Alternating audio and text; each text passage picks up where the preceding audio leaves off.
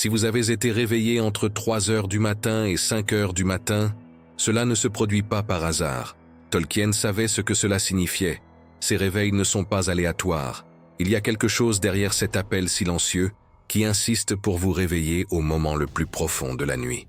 Cela peut sembler une nuisance, une étrange habitude du corps, mais ce n'est pas le cas. Il se passe quelque chose de spirituel, quelque chose que peu peuvent voir. Et Tolkien l'a compris rarement, presque prophétique. Et pourtant, dans cette vidéo, vous découvrirez pourquoi certaines personnes qui se réveillent en ce moment ont des rêves qui anticipent les réponses, les révélations, et même les avertissements célestes de décisions importantes. Vous êtes-vous déjà demandé pourquoi c'est précisément en ce moment que votre âme semble agitée? Si c'est votre première fois sur cette chaîne, abonnez-vous. Ici, même les silences ont un sens. Certains réveils ne viennent pas prendre le sommeil. Vous rappelez que vous avez été appelé. Appelé pour réaliser ce que les yeux ne voient pas, pour entendre ce que beaucoup ignorent. Quiconque comprend cela ne se rend jamais endormi de la même manière. Vous ne vous réveillez pas par accident. Il y a une différence entre être perturbé et être appelé. Et lorsque l'horloge marque entre 3 heures et 5 heures du matin, ce qui vous réveille n'est pas le bruit, c'est le silence. Un silence qui semble porter quelque chose qui n'est pas expliqué mais se sent. C'est là que beaucoup essaient de se rendormir, mais quelque chose à l'intérieur de vous reste alerte. Et ce n'est peut-être pas seulement la sensibilité, c'est peut-être la responsabilité.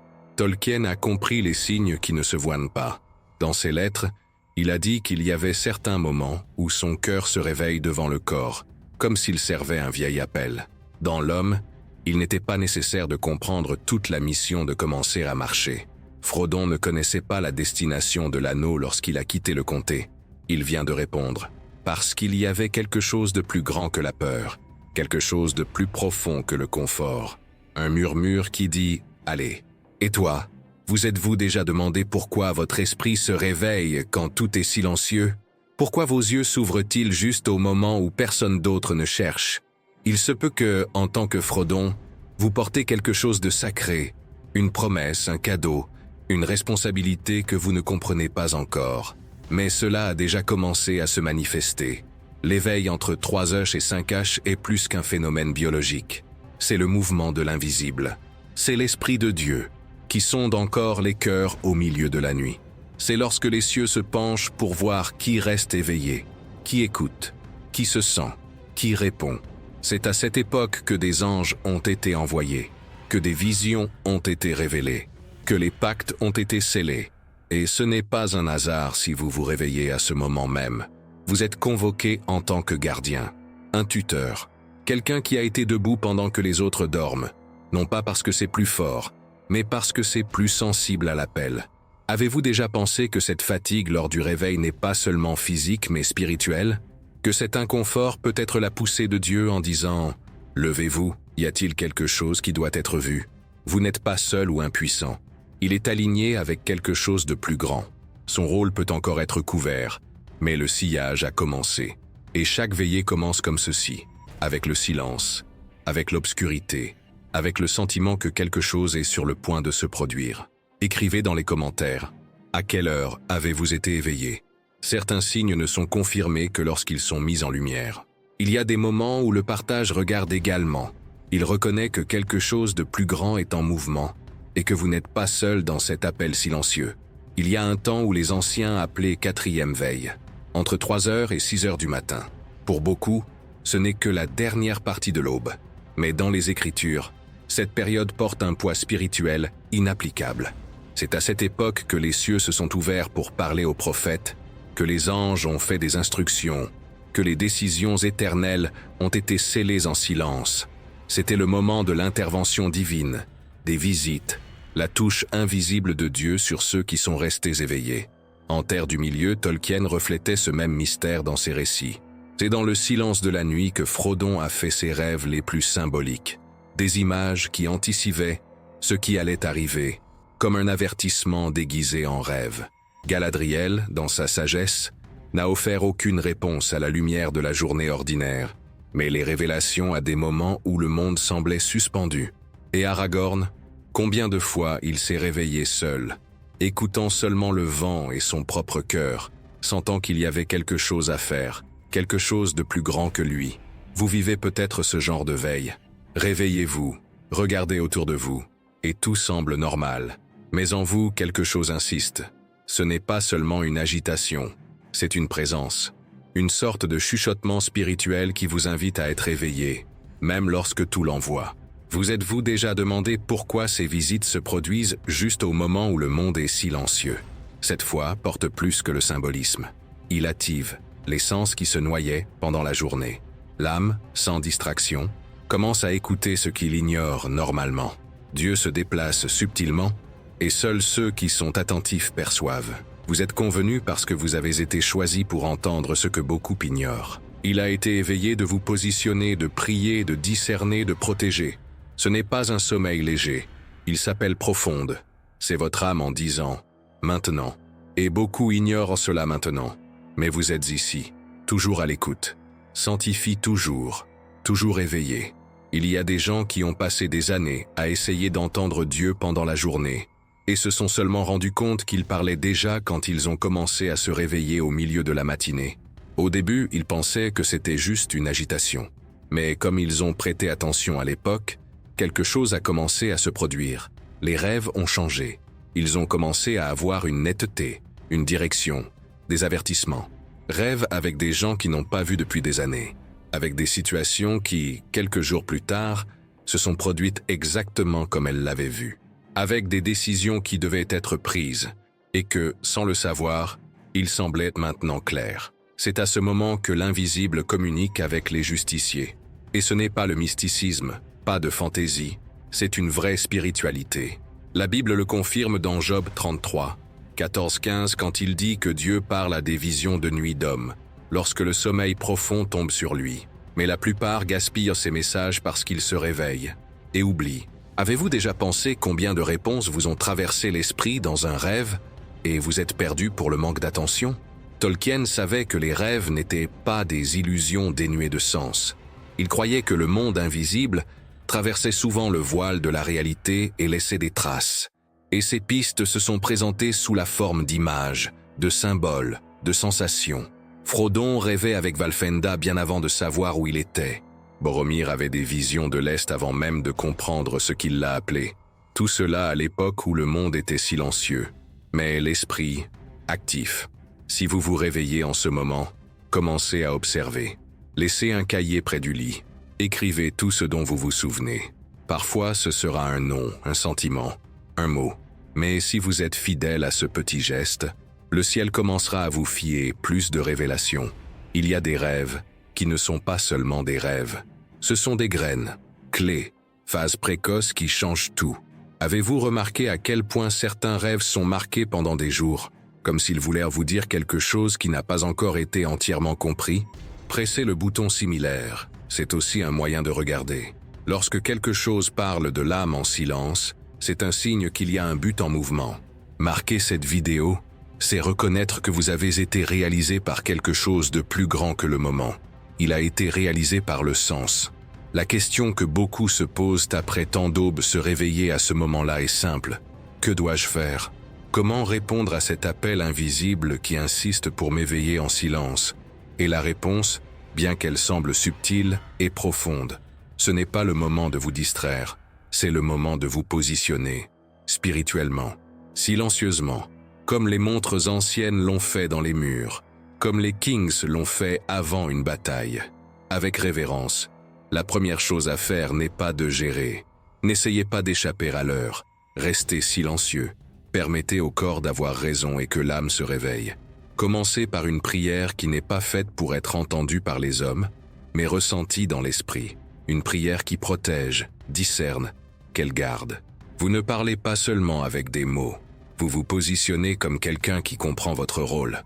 Comme les gardiens de Gondor, qui regardaient non seulement par ordre, mais par destin. Après cela, observez ce qui était dans votre esprit. Un nom, une scène, une impression. Écrire. Écrivez tout. Tolkien a déclaré que ce qui est invisible peut être conservé lorsqu'il est écrit. Et il le savait non seulement en tant qu'écrivain, mais en tant que personne qui comprenait la valeur symbolique du dossier. Rêve, sentiment, signe, tout cela peut être une réponse déguisée. et seuls ceux qui écrivent peuvent trouver ce qui semblait perdre. Et puis, parlez. Utilisez votre voix avec autorité. Il y a des mots qui construisent des destinations. Il y a des déclarations qui réorganisent la journée avant même la naissance du soleil. Les rois anciens ont déclaré des bénédictions sur leur royaume, et vous portez cette même autorité spirituelle. Déclarez la vie de votre maison, paix sur votre esprit, lumière sur les chemins qui sont encore dans l'ombre. Vous êtes-vous déjà arrêté pour réfléchir au pouvoir qui existe lorsque quelqu'un déclare des bénédictions pendant que tout le monde dort? C'est le moment des élus. C'est alors que le monde ralentit et le ciel murmure. Tous les réveils ne traversent pas la lumière. Beaucoup sont causés par les ombres. Il y a une guerre qui se produit en silence, lorsque la ville dort et que les pensées deviennent plus vulnérables. C'est dans cet intervalle entre le sommeil et le jour où l'obscurité essaie d'avancer. Tolkien l'a dépeint avec précision. Les forces du Mordor n'ont jamais attaqué sous le soleil. Ils se sont déplacés la nuit lorsque ses yeux se fermèrent et que le garde était bas. C'est donc aussi dans la vraie vie. C'est en ce moment que l'ennemi murmure les pensées de découragement, d'anxiété, de culpabilité, de peur dans l'explication. Combien de fois vous êtes-vous réveillé avec un cœur rapide, sans le savoir? Combien de fois avez-vous ressenti une pression dans l'environnement, une présence qui n'était pas physique mais réelle? Ce n'est pas du délire, c'est une bataille spirituelle, l'oppression silencieuse qui essaie de s'installer quand personne ne regarde. Mais Dieu voit, et donc il suscite ceux qui peuvent résister. Pas avec la violence, mais avec la vigilance, avec prière, avec sensibilité spirituelle. Vous pouvez être appelé parce qu'il y a quelque chose autour de vous qui doit être protégé. Il y a des territoires qui ne restent debout que parce que quelqu'un s'est levé à l'aube et a prié. Parce que quelqu'un a réprimandé ce que les autres ont ignoré. Les gardes de Gondor ont gardé leur position même lorsqu'il n'y avait aucun espoir. Ils savaient que s'ils tombaient, toute la ville tomberait ensemble. Et peu importe le nombre de doutes, ils étaient toujours là, fermes, debout. Vous êtes également placés dans cette position. Il y a des difficultés invisibles qui se produisent pendant que la maison est silencieuse. Et vous vous sentez. Sentir dans le corps, l'esprit, les pensées. Vous êtes-vous déjà demandé pourquoi le poids est toujours plus grand pour le moment? Pourquoi les pensées négatives semblent-elles plus élevées?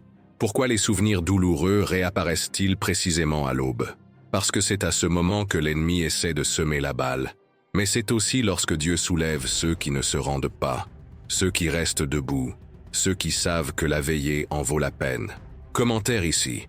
Quelle bataille invisible avez-vous confronté aux premières heures? Quand quelque chose essaie de faire taire votre paix pendant que le monde dort, le partage est un moyen de se positionner. C'est l'acte d'un tuteur qui reconnaît le champ spirituel où il marche et ne fait pas taire lui. Au fil du temps, quelque chose commence à changer.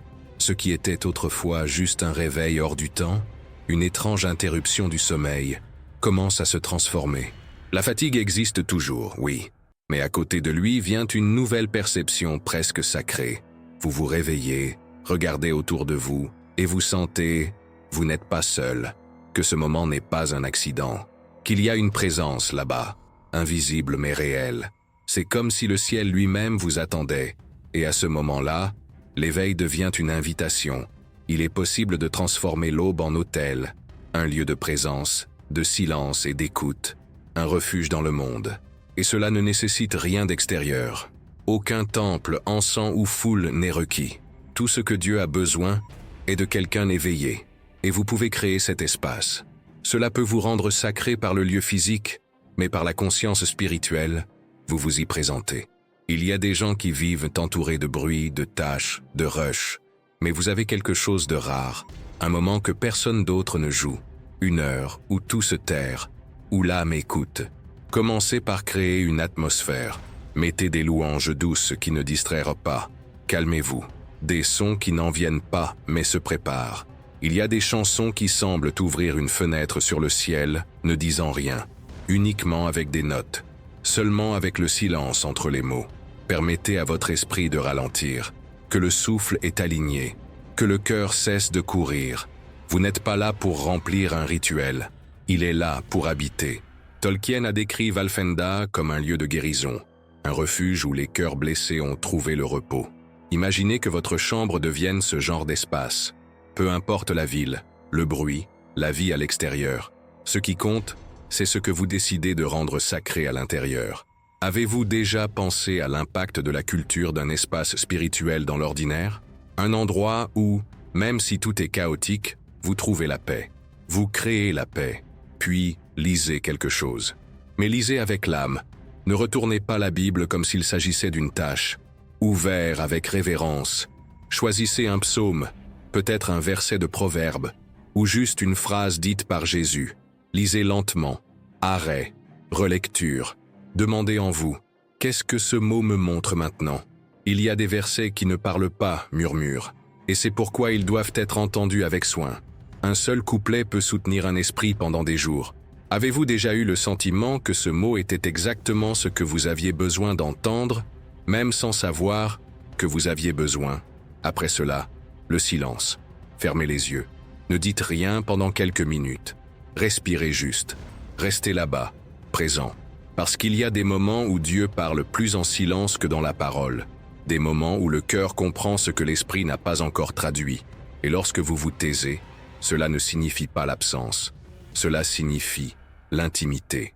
C'est dans cette immobilité que les vérités les plus profondes naissent, que les blessures se montrent, que les instructions commencent à s'aligner. Et enfin, merci, parce que la gratitude n'est pas un rituel, c'est une posture, c'est une façon d'être devant Dieu. Lorsque vous vous remerciez, vous reconnaissez, et lorsque vous reconnaissez, vous vous connectez. Merci d'être réveillé, pour avoir reçu ce moment.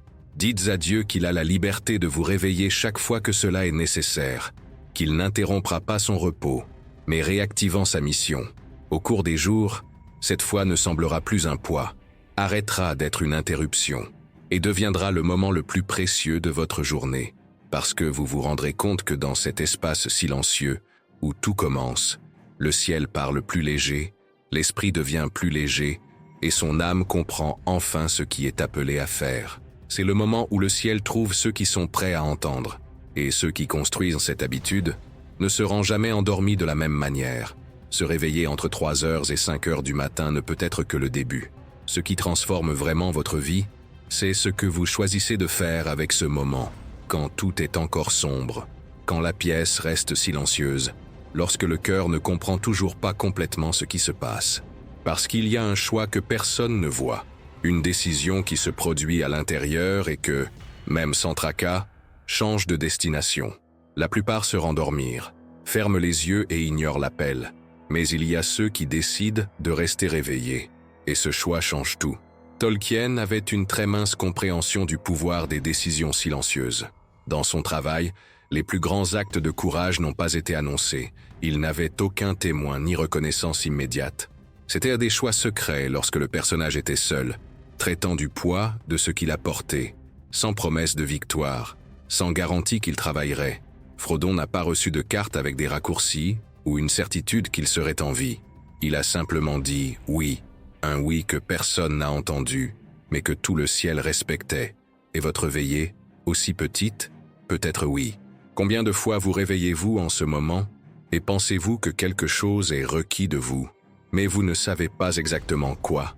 Combien de fois voulez-vous prier, mais l'esprit est confus? Combien de fois essayez-vous d'entendre, mais le silence semble trop lourd? C'est là que se trouve le point. Ce que Dieu cherche ne sont pas des mots bien formulés, pas de sentiments parfaits. Il cherche une disposition intérieure, une livraison simple.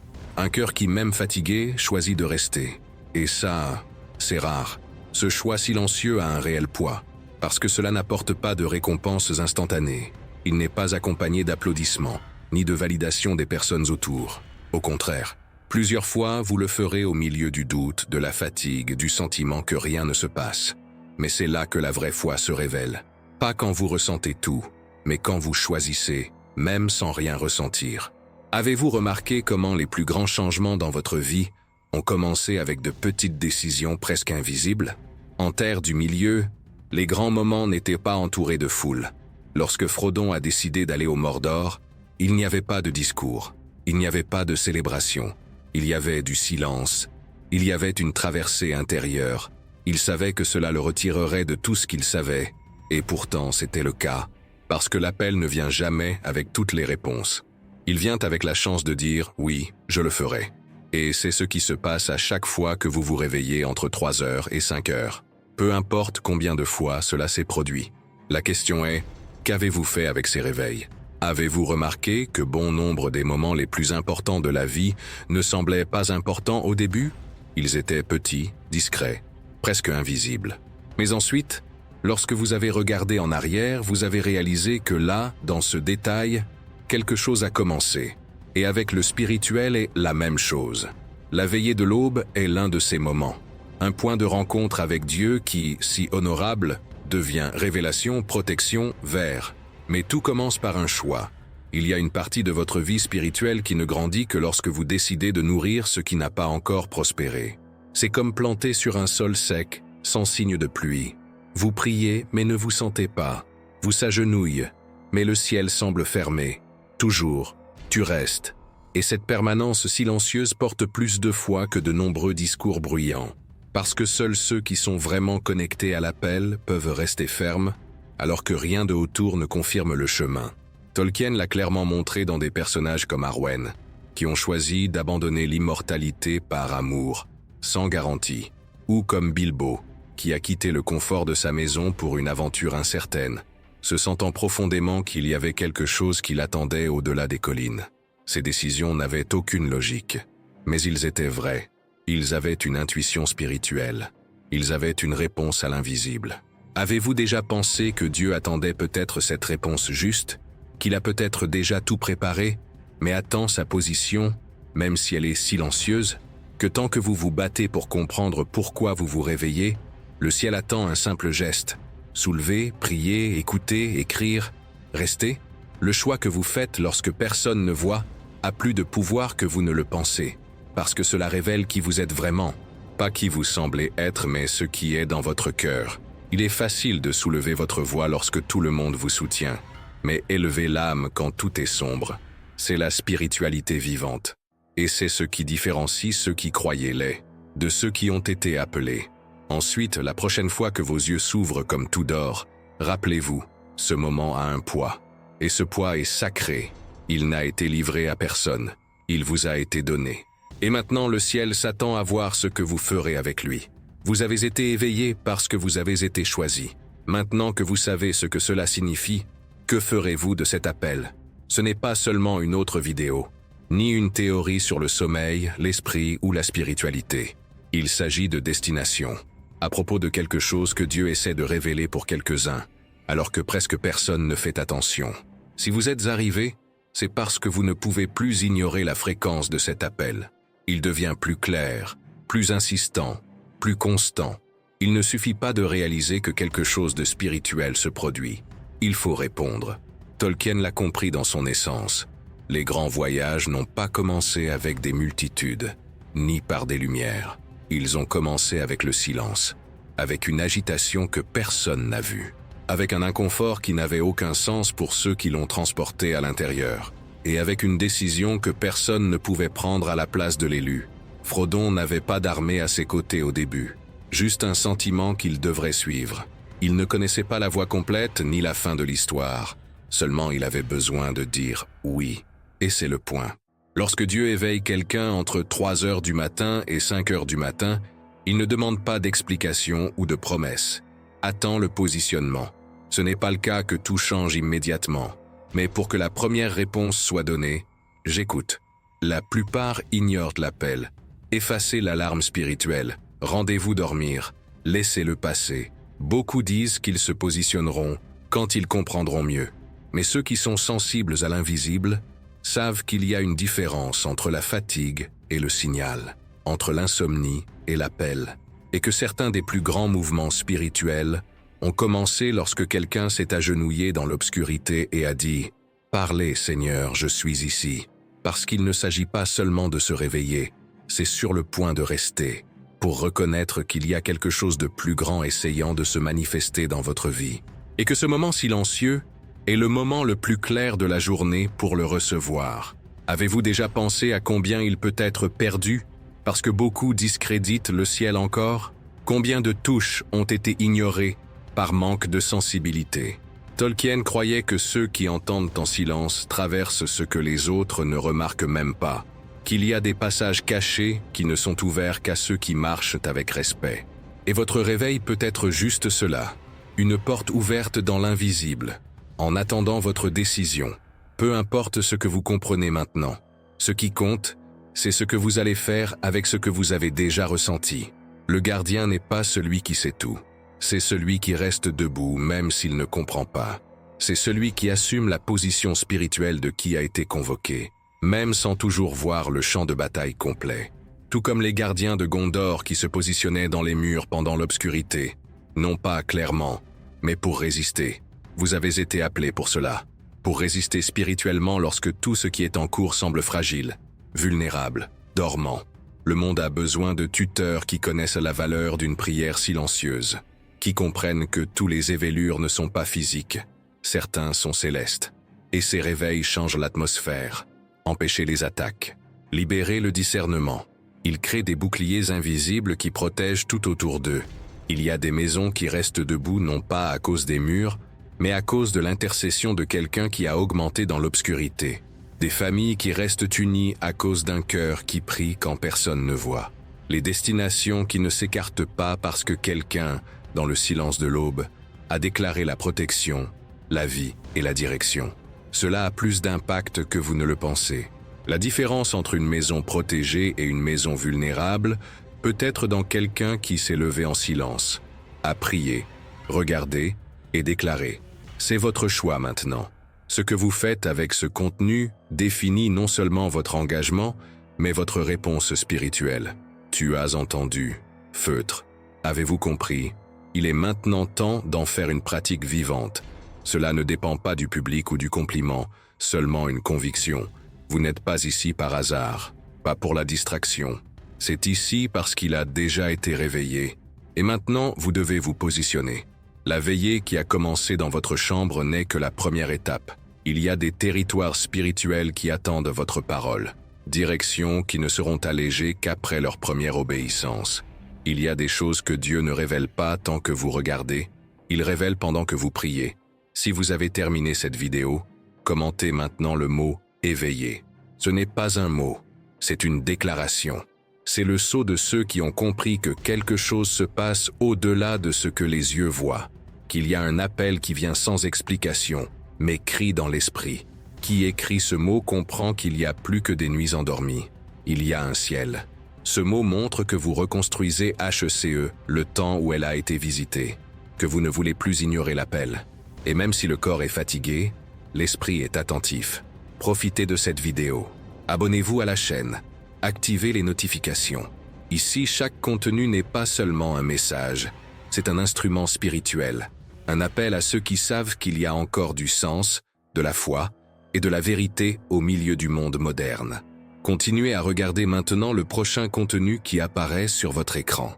Il vous montrera pourquoi certaines voix semblent faire taire lorsque nous en avons le plus besoin, et pourquoi Dieu, dans ce silence, prépare des réponses qui ne sont livrées qu'à ceux qui sont éveillés.